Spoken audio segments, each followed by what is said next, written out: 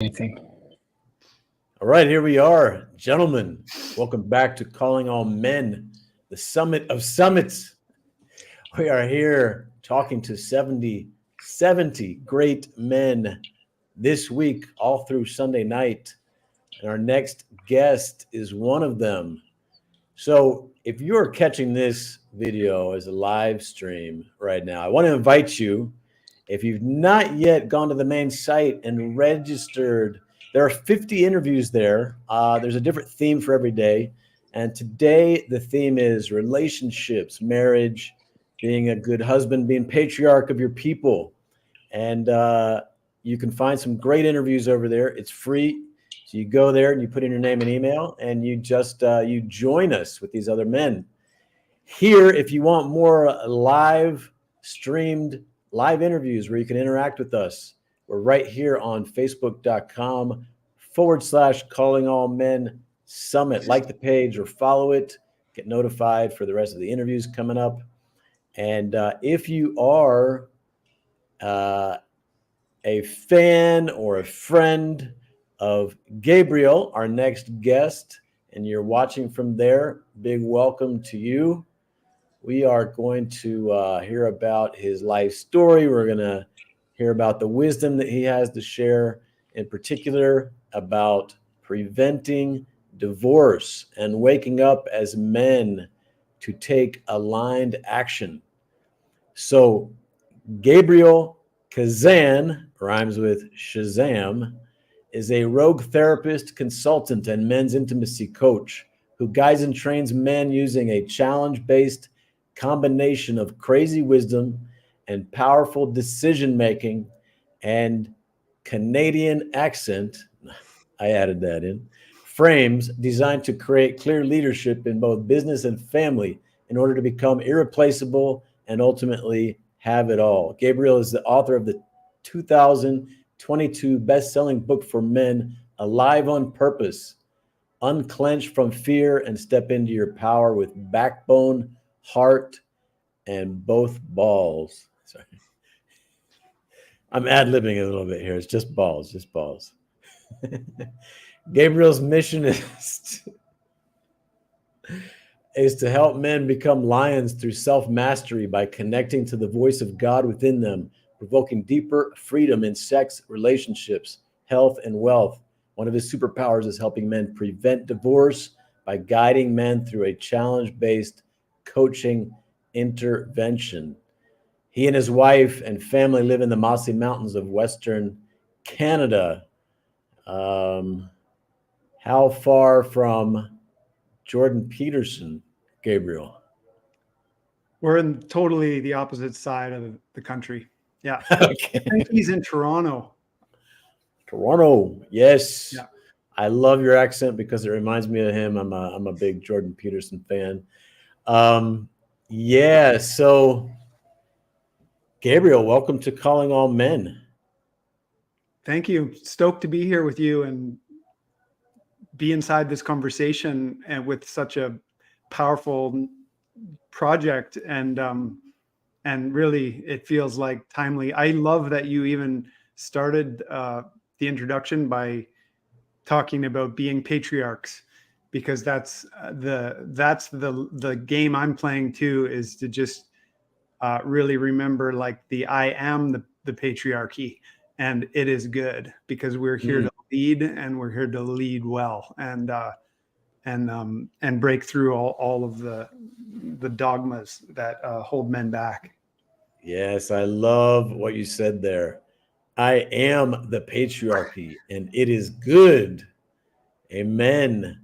Yes, in the family I grew up in, patriarch and patriarchy were not dirty words. They were sacred words. Being a patriarch was an honored and role of responsibility for a man that he had to earn up to and live up to. A righteous calling.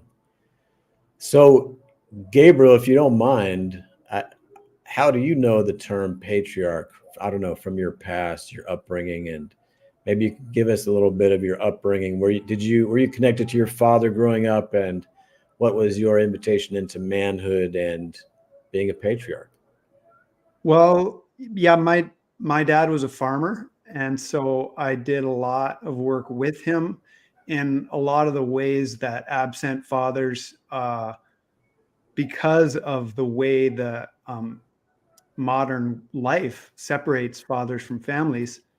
I was blessed because he was always around and he always had work for me to do.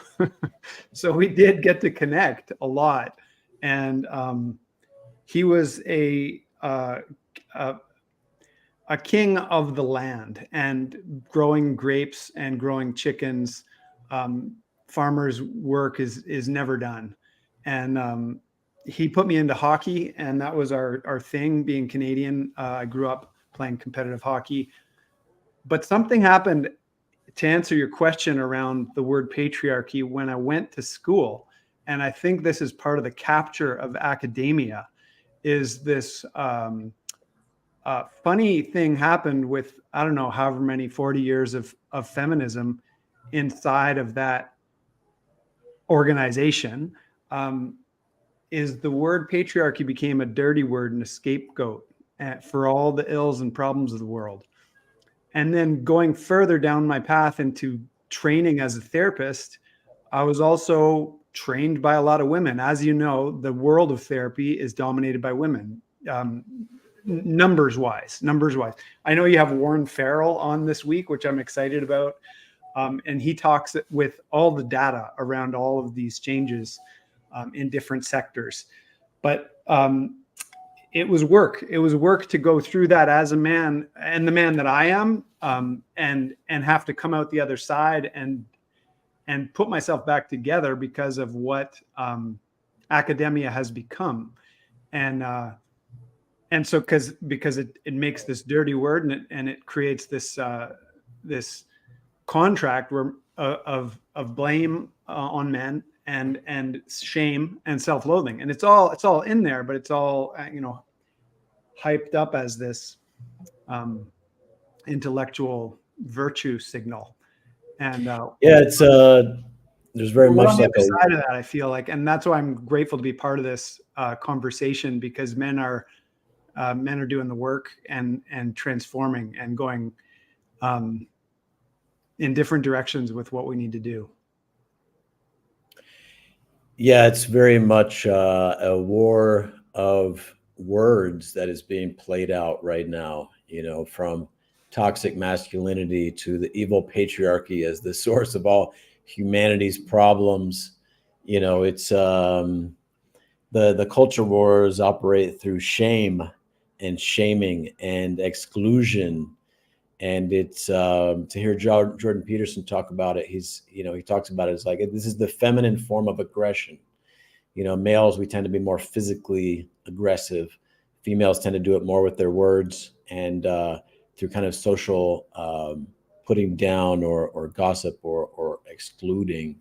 And it's like, this is the war against men, shaming our leadership, shaming us, for daring to be great leaders, for daring to take that responsibility and lead our families. Yeah. So, yeah, I'd love to hear about the work that you do and the group of men that you've assembled. I'm assuming most of them are local up there in Canada. I don't know. Some local, and I also have online groups, so they can work with me from anywhere. And it's really about solving practical problems and the practical problem of being the man. And when we're inside the conversation of marriage mastery and preventing divorce, then we got to look at the stresses upon relationships, on families, and upon men. And I like to break it down into 4 really clean categories. Body, like your physical unit of, this is really all you have sovereignty over, right? This 2 arms and 2 legs.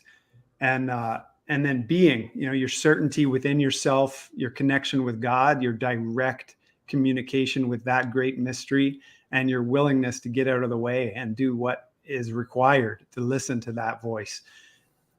Third is balance. And that's the relationships that matter most. The woman in your life, the children that you're raising, your team, your partners, and how to stay in good relations so that you don't have to sacrifice one thing for another thing. And then finally, business, like the literal flow of money through your bank account. And, I don't know if I can swear here, but unfucking the mind from all the programming of victim mentality and relearning how to contract and to create value and to build business, or and even for men who don't identify as businessmen, I always flip that script and I say, if you have money coming in and out of your life, you are a businessman. So Yes. start to think of it that way. Start to think of Yes. it that way.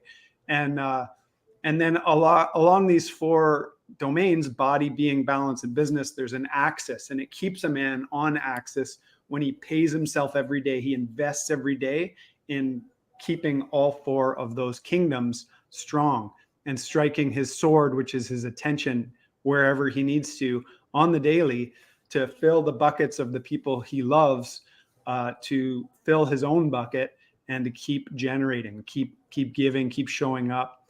And that's what we get inside the coaching, is how to stay on axis. Because a lot of the time men will have massive abundance in one area of their life, like their business is thriving, but their health falls to shit, and they let the body go, or they drop the marriage and family ball. And when we're playing the game of juggling, they say that all the balls are rubber, they'll bounce, except one ball. The one ball you can't drop is the marriage and family ball, because it will break. And you don't want to drop that ball. So how do you have it all? How do you step into the game of leveraging your leadership and making those decisions every day to be the man and to rise up and to come out of collapse, come out of addictions, to come out of all of those traps and pitfalls. So I'm just riffing here. That's some of the game, but the real truth is, I feel like there's also a psyop in making divorce popular and making an easy out for adults these days who just want to quit when the going gets hard. But marriage has a place, and part of it is the initiation of us into adults, because it's the hardest fucking work we'll ever do, is to actually just be an adult and to work through all the challenges and triggers and troubles and traumas. And so I feel like staying with the trouble of marriage, getting cooked in that fire and burning away the impurities, is part of my commitment. And that's what I love helping men to do. Really reverse engineering the war on marriage, which is also happening. Marriage as an initiation into adulthood, and the war on marriage. Yeah, it's, growing up, I watched my parents. We had a beautiful, loving, committed family. Family was our highest value, even in the religion I was born into. Family was before the church and before the doctrine. Families were eternal for all eternity. And then my parents went to war, went through a divorce that lasted in and out of the courts for 7 years. It was so brutal. All of us left damaged, that to this day, I'm not married. And I was clear. I did not want to be kind of reckless with just jumping in. And there were a lot of warning signs I saw about doing this in the States.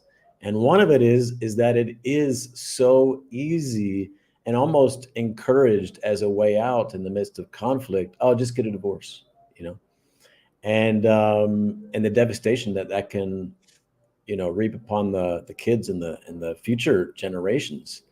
And then, the extent to which in the States, it's so mother-sided, like I see so many fathers, like my own father, almost completely cut off from his kids through the way the divorce was handled. I often wondered if my dad would take his own life, and after how much he had committed and given to his kids and the marriage and the family, I was like, wow, okay, be careful, because it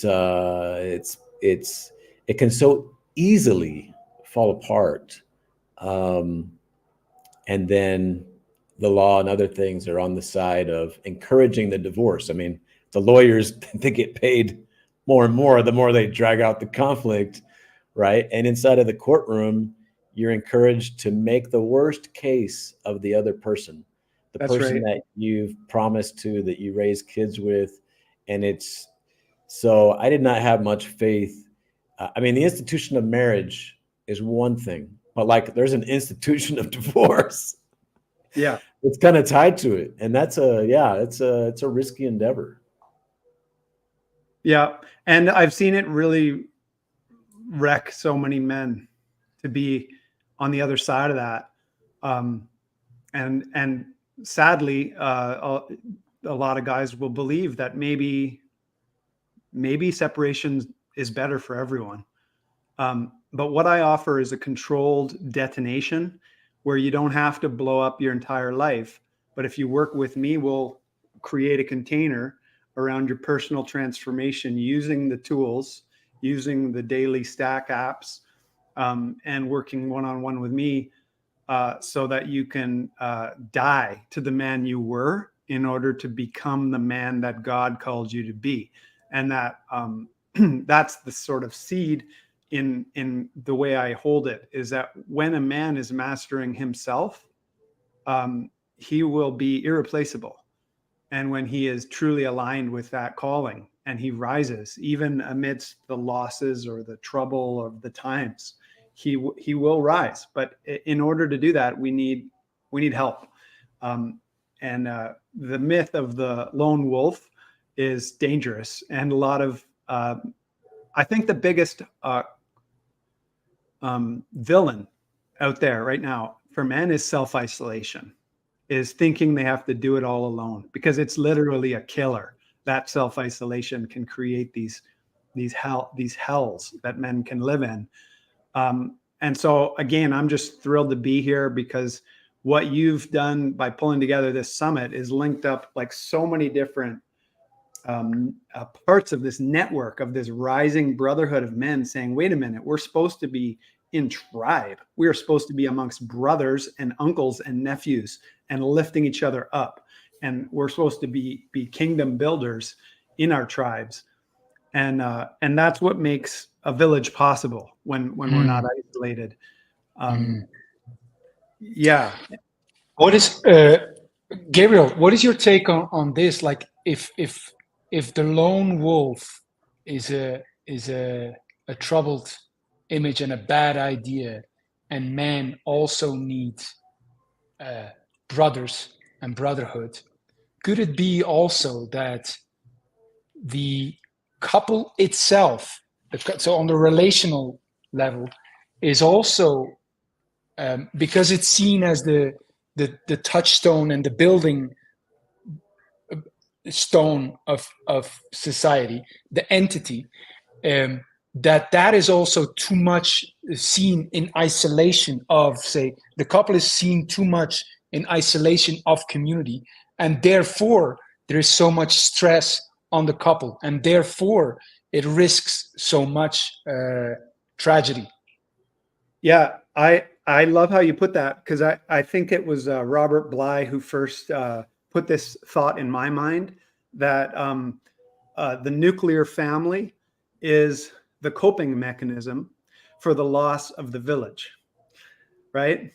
Like we kind of really put the nuclear family on a pedestal and saying, well, the family is the foundational unit of all culture and society, which is true, but there's a hell of a lot of pressure when not only the man might be isolated, but the family or the couple is isolated. And I like to say, well, everyone's heard the saying, it takes a village to raise a child.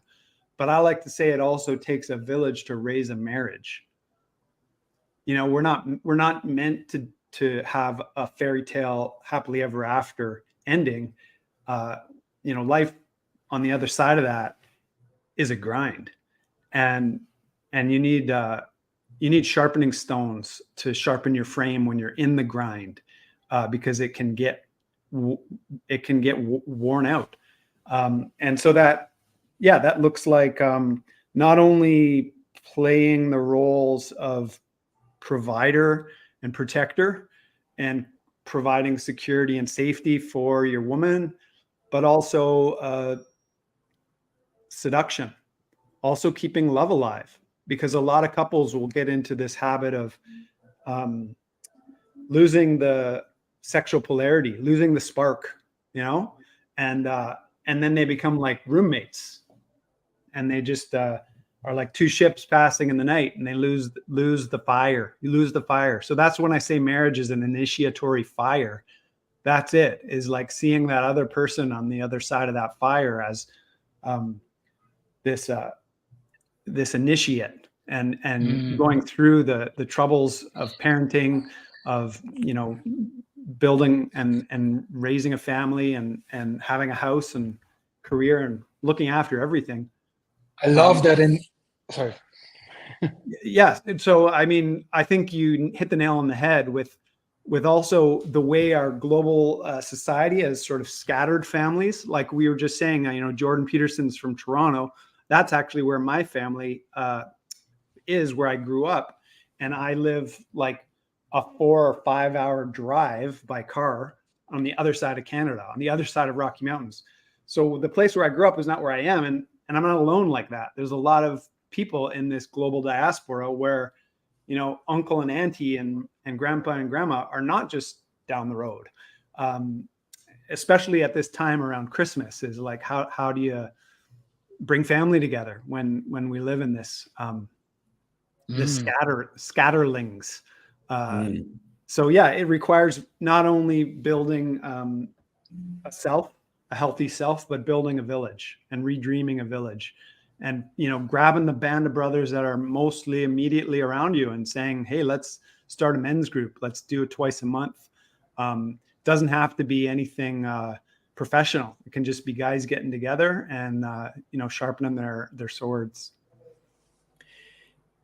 Yeah, that was one of the things that I didn't like about American culture, is all the emphasis on the nuclear family. Like the one father, the one adult male with the one adult female, the mother, kind of against the world, with all the children's expectations and needs put only on those two people. Often when mother and father often both have to work, some of them 2 jobs, and the stress of that in the modern world, with all the hyper consumerism, and with the consumerism is like all the corporations attempting to make their product or service so addicted, that you get sucked into this addiction, and then the addiction to debt.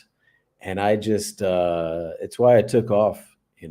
Originally, it's one of the big reasons that I left the States, was let me go find someplace that feels a lot more wholesome and beautiful to raise a child, where it is more of a village, a community. They're supporting each other. Yeah, it's like that study. I forget his name. Bruce something wrote the book Rat Park, and this study around rats and addiction. And basically, I think the book's called The Globalization of Addiction, and it's about how actually community is the X factor that separated the rats who became addicted to the rats who had like a village, and they were psychologically better. It's like we're designed to live in villages, and we're designed for tribal units. But I also believe, that the answer to all of these troubles of our times is God.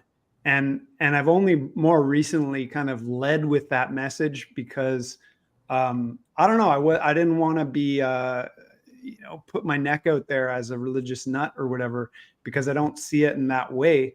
But I do believe that God doesn't give us problems we cannot solve. And we all have exquisite problems. And if we stop looking at them so seriously and start to look at them with a little more playfulness and levity, and to see this life as a game, part of what I've just brought into my own business and how I work with men is some apps and technology that are basically like taking the Conversations with God. You've heard of that book, and turning it into an app where you have a little kind of therapist bot that starts asking you questions. And I used to be a bit skeptical about it, but then I started to use it myself, and I found God in the algorithm. And it's incredibly powerful to tame my own chaos and my own panic attacks and my own anxiety and go, oh, wait a minute. If I just sit down 8 minutes and like talk to this app, I'm basically having a conversation with God and getting some good, orderly direction. And That's great. And then it's a game changer. And when as men, we kind of welcome that voice and allow it to direct us, it changes everything. That's why I titled my book Alive on Purpose, because every man has a purpose, and you are your purpose. Unlocking the riddle and the Rubik's cube of who you are is just a matter of playing with it a little bit more and not taking it too seriously. Because if guys take it too seriously, bad shit happens and people get hurt. And so also, I think the other thing is we need to wrestle. We need to grind it out. I got 2 boys who are 5 and 10. One's in Taekwondo. I only started doing jiu-jitsu like 2 years ago, but it's brought me back into martial arts after about 10 years away from martial arts. And it's been a game changer to get primal and just grind it out and just get choked out and love it, and just keep going. And so there's something also that gets awakened when we get out of our heads. I think a lot of us as modern men get stuck in our heads and overthinking. Maybe it's always been that way, but having a way to come back in the body and grind it out is like been the best X factor for me in the last 2 years or so. I don't think Hans would ever do jiu-jitsu because the uniforms are too baggy. He likes really tight. I'm a cyclist, Gabriel, and every day fanatically, and Nice. It's the same thing when I'm on the bike and suffering. There's no, when you're suffering and you're gasping for air, there's no you can't be in your head. There's no place for ego right there, and it's just a great way to really connect with the body. Like you're forced to, you're forced to look at it. Yeah, there were many other things I wanted to I wanted to say amen to in the past 10 minutes when you were speaking, but it's great, man. Yeah, I just want to give everyone an encouragement. If you're digging this conversation, hit that share button. Share with a buddy in your life, a brother, a son, an uncle that you care about. Include them in this conversation here and what Gabriel is sharing with us. So, Gabriel, I know a big part of what you do with men has to do with accountability, is right? Like, tell us practically like how you work with men. Well, when I think of accountability, I think of integrity is the word I prefer to use. And to me, that just means that I do what I say I'm going to do. And that is, that's the gold right there. As men, we look to men who do what they say they're going to do, and we see integrity in that. So the other thing that comes to mind is this question of self-trust in the face of uncertainty. Can I trust myself to rise in uncertainty? I know you've been talking about testosterone, and this week it's been a theme because of the science of what's lacking in a lot of men. Testosterone is like leadership juice. It actually gives us the fucking fuel to rise up and face uncertainty like a lion, in the wind. And I think it's inside of Tony Robbins' 6 human needs. Certainty is a need. It's a human need, but so is uncertainty. So inside the conversation of integrity, one of the reasons people don't trust themselves is because only you know how many times you've broken your promises to yourself. Nobody else knows that. That's just on you. And so guys we can fall into a depression, we can fall into a shame pit, and we can suck there for two decades if we stay on that hamster wheel of that negative thought of not trusting ourselves to rise, to do the thing, to do the hard thing. And I know you brought up shame before, and there's a flip side to shame, which is the reintegrative use of shame. Stephen Pressfield has a wonderful little thin book called The Warrior Ethos, and I hadn't read it until about 2 months ago. It was always there on my shelf. I'd ordered it. One of those books you order and then it just sits there. It's like, I can't wait to read that one. I finally read it. And there was something in there about warrior societies and warrior cultures, and how since, the beginning of time, warrior cultures have always used shame on purpose to help men rise up and stop fucking lying. So that's actually the code that men live by. When we first talked, Michael, I joked and told you that my business is a truth-telling business. Now that sounds like love, a lot of love and light. But what we know from the founder of Alcoholics Anonymous is that love is not enough. Love is not enough. All change starts by telling the truth. So when I can get down and raw and real and reckon with all the places that I've lied to myself, or I've said that I'm in integrity, when on a deeper level, I know I'm not. I know I'm not rising and being the man I'm called to be. I'm playing small. I'm in old patterns. I'm hiding. I'm in fear. That's what keeps men on those hamster wheels that do lead to suicide or depression or divorce or what have you. So that's what I've adopted in my business and the groups I run and with the men I run, is this challenge-based framework, because as men, we rise in challenge, and the challenge is stop fucking lying and tell the truth. Mm-hmm. And when we can do that, we actually need a brotherhood to sharpen ourselves on, because we can't do that work with women in our lives. We can't do that around the children in our lives. We need to like iron sharpening iron, find a brotherhood of men who are willing to live like warriors and stop fucking lying. And I once heard that the role of the father is to protect the child from the mother's love, because the woman is so loving, or the mother is so loving, and it's not enough.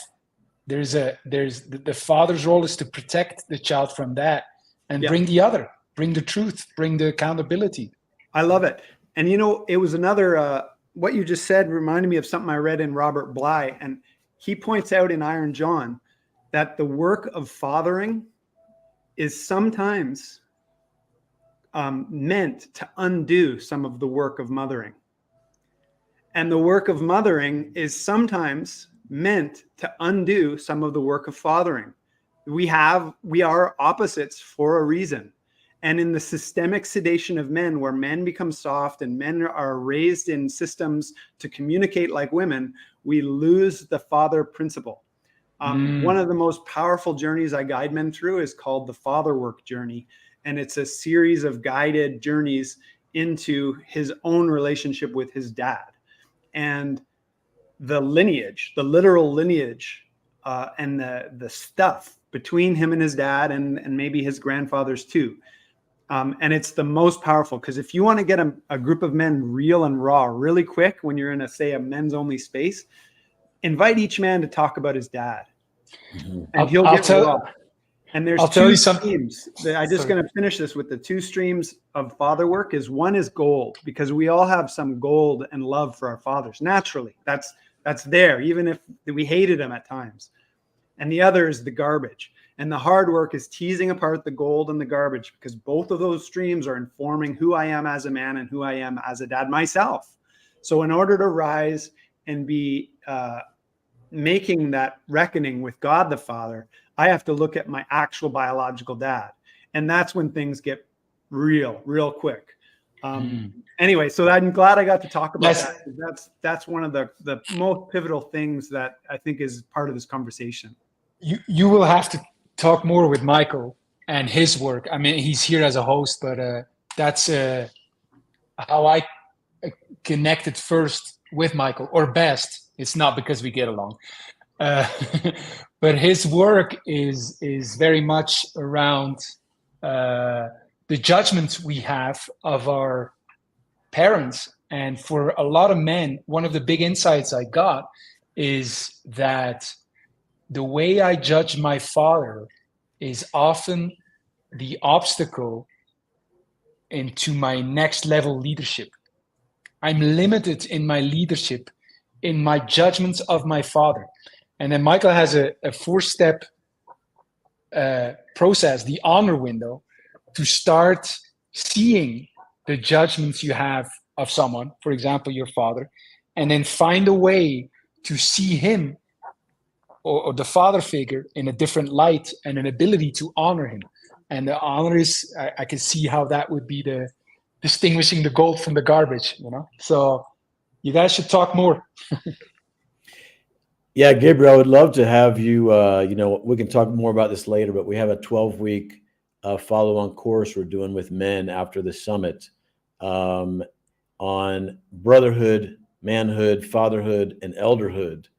And I would love if you would come share with us one week with the fatherhood component, and maybe take us through, I don't know how long it takes, but one of those journeys that you're talking about, because it is powerful stuff, powerful work to do with men. I mean, I don't know exactly what you do, but it sounds like you do some great work around fathers.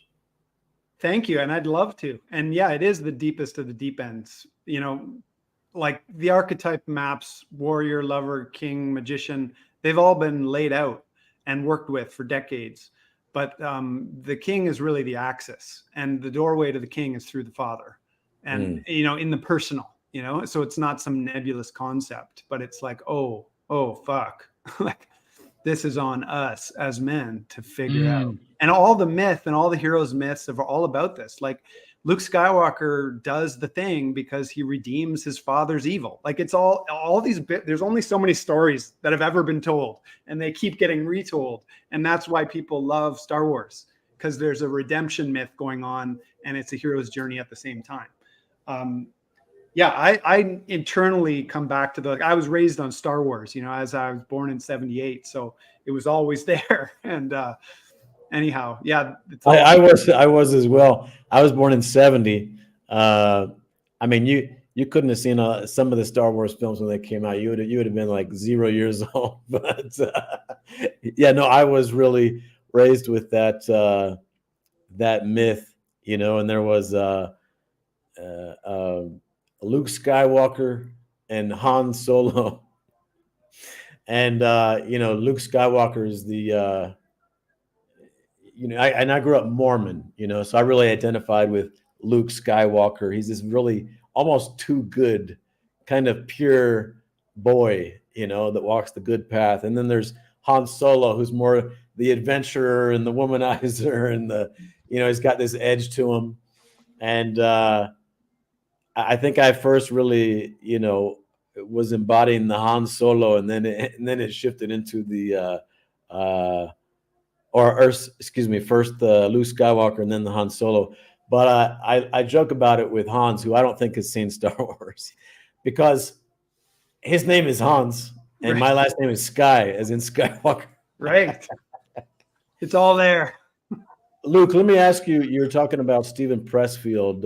I love him as well, and warrior cultures and shame. And I agree, shame plays a powerful role in a warrior culture or a warrior brotherhood. It plays an important role. And I think many guys today who grow up without like real brothers or without kind of this being surrounded by men, when this shaming happens, when the element of shame enters the picture, which for sure it does. If you have any kind of like manual labor job, or if you're in the military, or if you're in an environment where men are together doing dangerous stuff where they need to depend on each other, you're going to have this shit talking, and this challenging and all of this. A lot of young guys today I hear kind of think of it as like bullying. What is your take on that?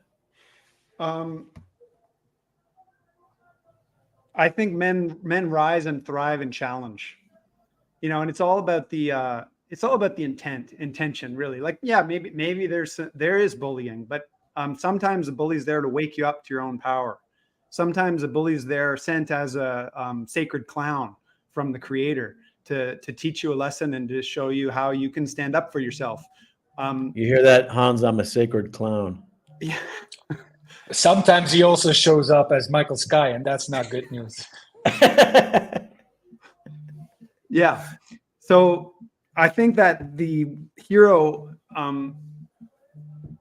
needs the challenger. And if you look at the victim triangle, if you're familiar with that framework, there's the victim, there's the villain, and there's the rescuer. And a lot of guys are stuck in rescuer. I know I was, which is the people pleaser, the nice guy, the doing the right thing, but unable to stand his own ground and be the leader, not the rescuer. And so all of these archetypes come into play. But I think our world is starving for warrior culture. And if it doesn't come in integral lineages, it comes in toxic forms. I grew up playing hockey. So in the absence of genuine initiation, when we were 16, 18, we would do all these ridiculously rude hazing rituals for making the team. And so this trauma gets passed down because in our DNA, we need something. We need some initiation, and it's not happening. But it is happening. You just have to know where to find it. And it's happening right now more than ever. That's why I'm just happy to be inside this conversation.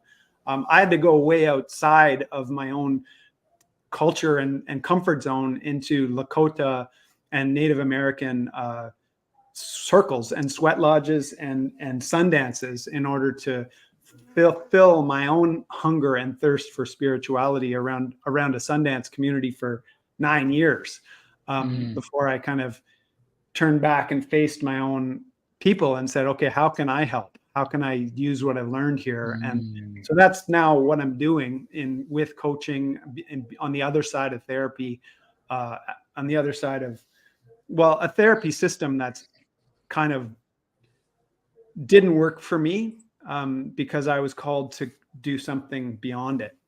But the transformational tools are still useful. Gabriel, you say initiation is happening now more than ever. Where in your world is it happening? Is it the Sundance thing? And also, where is initiation happening? Where does brotherhood happen where you're at? How does village look like where you're at? Oh, those are the big ones. Hey, those are the big questions. Great questions. I was raised with only 4 sisters and no brothers.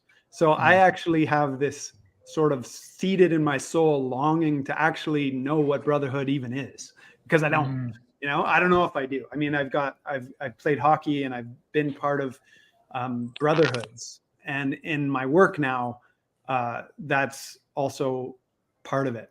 But when we were talking a minute ago about father work, the father wounds actually get resolved and healed through the balm of brotherhood. And that's why this work of coming together, bringing men together, not only to do Zoom calls and to get coaching and whatnot, and all that's important, and to build their businesses, but to actually get out and have experiences together, to get into the bone memory of unlocking power through ritual on the land, grinding it out and being in the spirit. And that's, yes, the Sundance culture has been happening, even though most people don't realize that.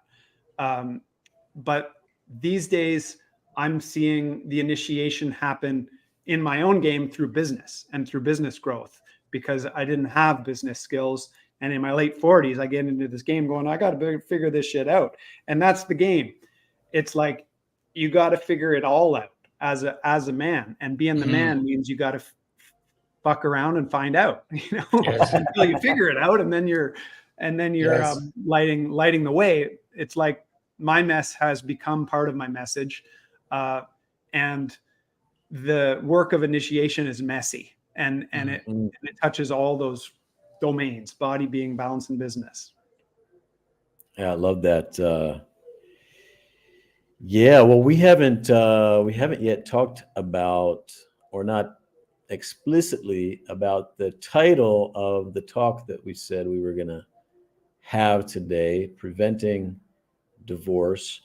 So maybe let's talk about that. And just before we do, I just want to remind everyone that if you choose to become an owner of the summit, there are a bunch of bonus trainings that happen by a bunch of our mentors. And Gabriel's one of them. And next week, he's going to be getting together with us in the group of owners of this summit. And yeah, we're going to invite him to take us through a training that he's calling Keys to the Kingdom: Mapping the Facts of Your Reality and Reverse Engineering Your Ideal Future Self.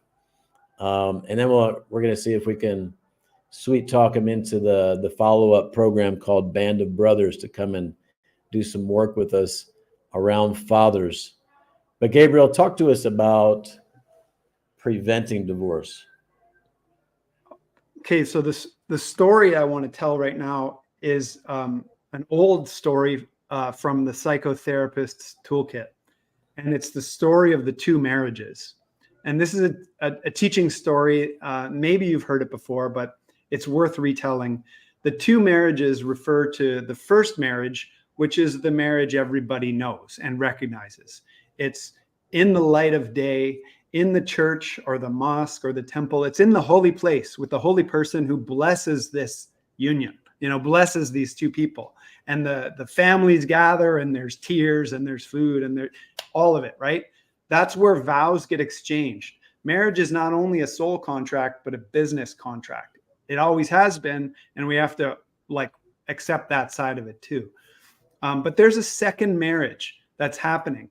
And the second marriage is in the proverbial basement of the church. And in the proverbial basement of the church, the shadow contracts between the man and the woman get exchanged. And the shadow contracts are the expectations and the unexamined assumptions of how the couple comes together. So maybe that on a practical level, it looks like, whose job is it to take out the garbage? Whose job is it to pay the bills? Who initiates sex? And, who plans the dates? Who looks after, the parenting planning? Who plans meals? All these little roles of practically running a house together. When you get into the nitty gritty and you're in a couples counseling session, all this little stuff comes up, but it's never about the little things, but it's the little things that are the triggers. So when couples feel the fire burning and they want to run and get out of the kitchen because it's too hot, it's usually because there's stuff in the second marriage, the underground one, that has not been looked at. And if you get the right help, if you call in the right support, you're going to have someone there who can help you look at your expectations and your unconscious assumptions inside the relationship and where they come from, because it's different for me and it's different for Hans and it's different for Michael. We all come with our baggage based on our families of origin. And so there's my baggage, there's her baggage, and how to transform the expectations into conscious agreements. So going from expectations to agreements, that's how we renew and get reborn in the light of truth, in the light of the really vulnerable place of loving another human and getting cooked in that fire. Because on a primal mammalian level, we're designed for survival in tribes. And the most tightest tribal unit is the nuclear family. So when couples go through this shock of breakup or infidelity or cheating, whatever it is, it's a shock to the nervous system. It's a major death. And it's important to get the help to get through those obstacles, to keep marriage mastered and keep growing together. That's at least my game, and that's what I'm taking a stand for.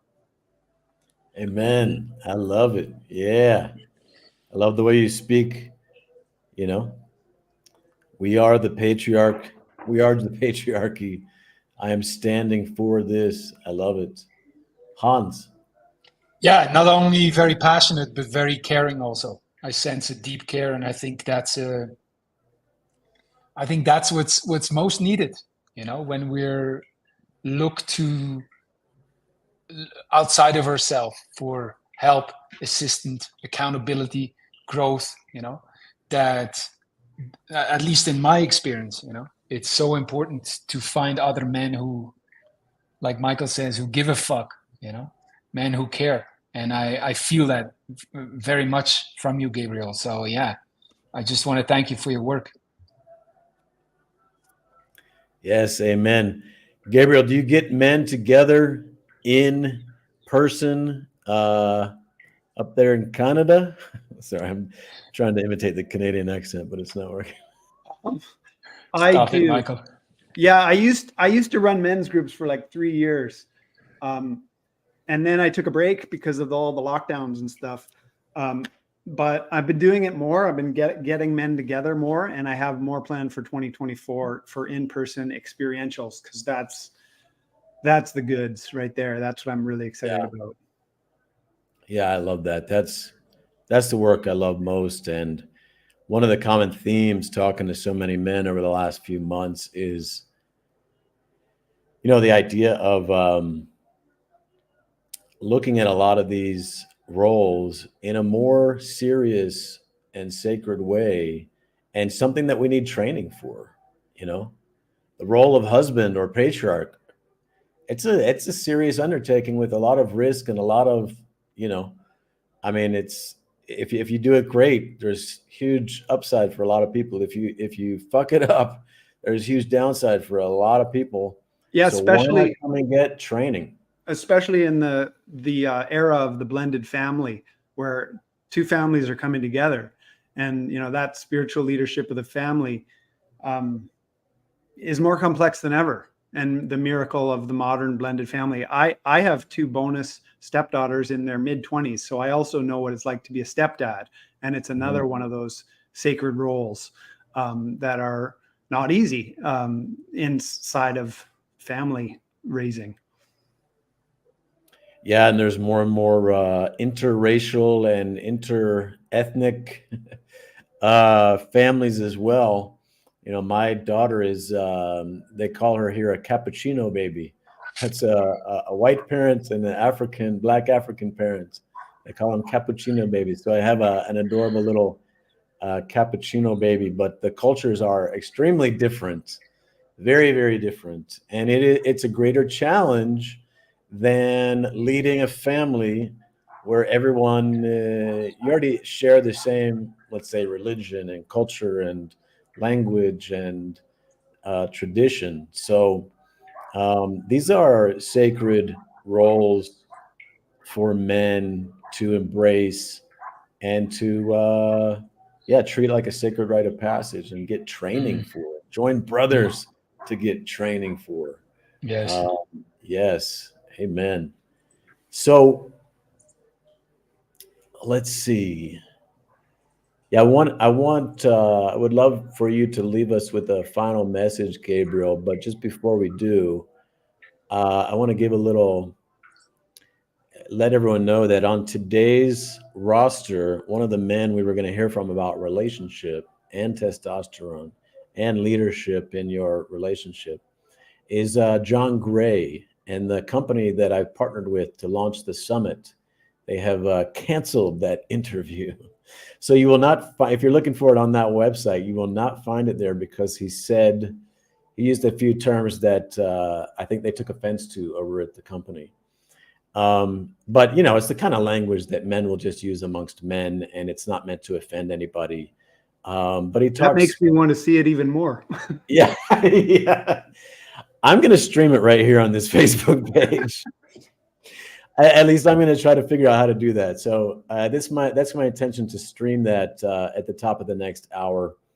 And Om Rupani will not be with us today. He will be with us sometime later in the week. And then a little bit later today. Oh, I think that is the last one today. Yes.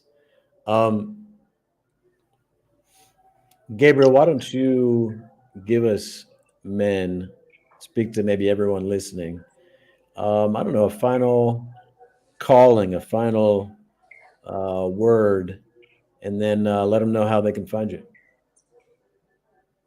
Well, best place to find me these days is on Facebook. That's where I'm most actively posting. I also have a YouTube channel just launched since August, and I've been really excited actually to play around on YouTube. And there's lots of hot content on there that you can follow me there too. And in terms of, leaving with a good thought, I just want to invite you as the listener to this conversation to take a deep breath and exhale, and to feel your bones, feel your connection to the earth.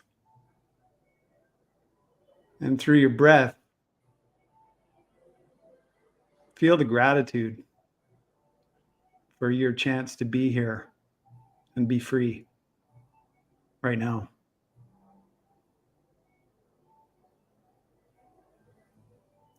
I could leave it with that.